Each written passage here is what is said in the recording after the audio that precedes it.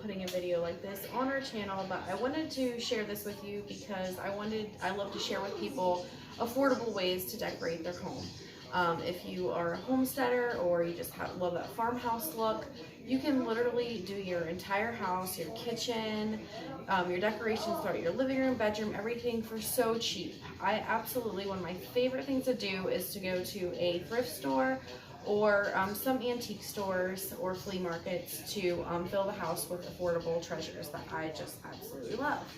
And so I want to share with you some examples and some of the things that I look for when I do go out thrifting. So this is one of my first examples. This is like a harvest basket for your fruits and vegetables if you have a garden.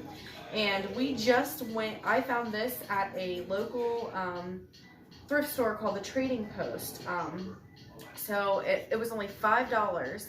But we were at a festival in town and they were selling these baskets, literally exactly the same thing, wrapped in leather for $40. So I was like flipping out. I was like, yes, that was such a good find. So I'm super excited about this because once we can harvest our garden and stuff, I'll need more things like this. So this came in super handy for $5. This beautiful basket. This may not be something everybody needs, but sometimes you'll find really cute things. I tore the price off of this, but I don't think I paid any more than $5 for this.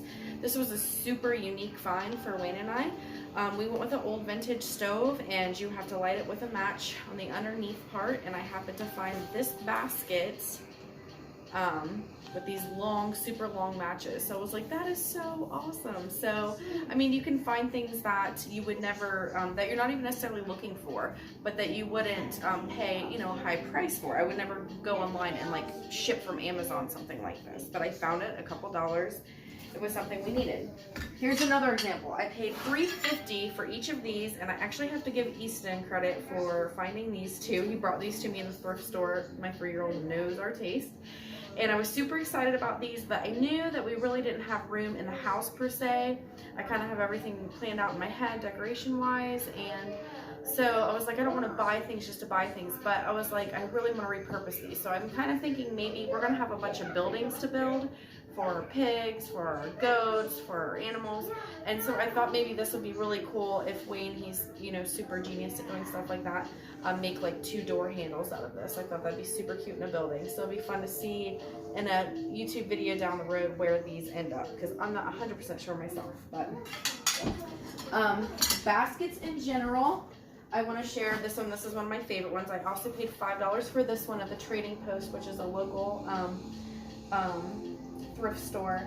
And for our house, it's going to be super tiny, as you guys know, about 780 square feet, and everything in the kitchen will be completely open. So just about everything will be seen. And even though homesteading is messy and you're dealing with animals and poop and the reality of things, I still want our home to be beautiful. I want my husband to walk in, I want my kids to walk in and feel like this is home, and that's important to me, and I love to make things beautiful. So we're gonna need baskets. We're gonna need a ton of baskets. Think in your head through your kitchen, all your drawers, all those things. You always have to have a drawer to put things in, and we won't have the cabinetry for all of that. So we have to get really creative with space, and I'm going to need a ton of baskets. And I did have an awesome cousin give me a bunch of baskets. Thanks, Melissa. But I still needed a bunch more, so I've been able to get them. And honestly, this one was more expensive because it's a bigger decorative one, but typically I pay no more than $2 for even certain Longaberger baskets when you go thrifting. So this was another great find that I found. Let me see if the price was on this one. I'm pretty sure I paid $3 for this one.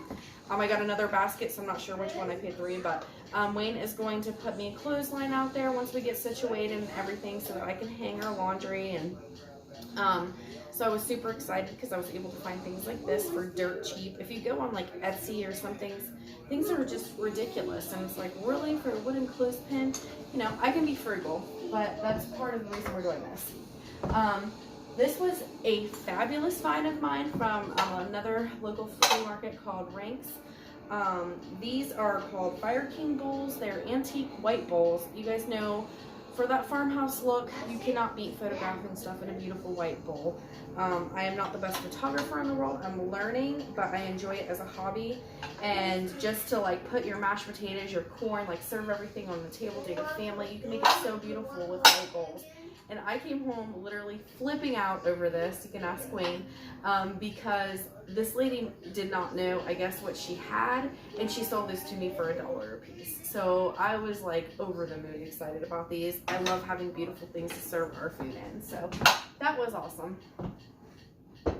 And then this one, this may not be everybody's cup of tea and maybe not quite as whatever, but I love handmade stuff. And that's why if you can find an Amish or like Mennonite thrift store close to you, you're going to find a lot more handmade things, which will remind you more of like the farm life. You know what I mean? You'll find, oh, I should have brought some of my throws. Oops. I have some beautiful throws that are handmade, absolutely beautiful. I paid no more than $7.50 for these huge blankets and literally ditched some of our old dingy blankets, and these blankets are beautiful. But these I like for fabrics. You can put these on the tables. You can use them for just photography under your thing. I paid 50 cents for this one. I love this one. I love the pattern. Some of these I buy for my hair or to put, you know, around a purse or my neck, or just stylish. And I have all sorts of different like vintage hankies that you just absolutely cannot beat. And Peddler's Junction is a great place for that if you're trying to find some vintage hankies. And the Trading Post is a great local place.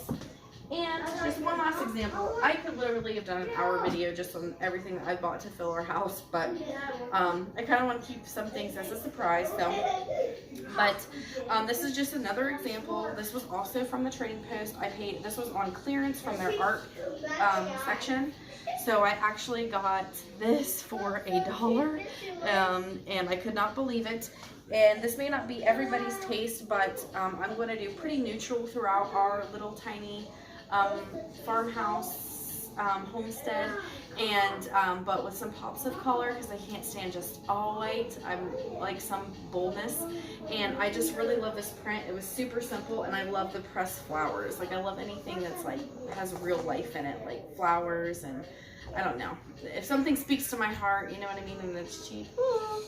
So anyways, guys, I hope you enjoyed this video, and it kind of makes you stop and think about the type of things that you would want in your home, and hopefully you can learn to find them in a much affordable way, because I know if you go to some of these new stores and try to purchase and redo like a living room or whatever, you're going to be spending $500 to $1,000. You can go to a thrift store, and literally I've done our whole entire 780 square foot house. This doesn't include like, you know, lighting and stuff like that, but for probably, I'm going to guess around between $200 and $250 for decorations for the bathroom, bedroom, living room, kitchen. So I think that's pretty impressive. So just wanted to share with you guys. Hope you have a great day. See you later. Thanks.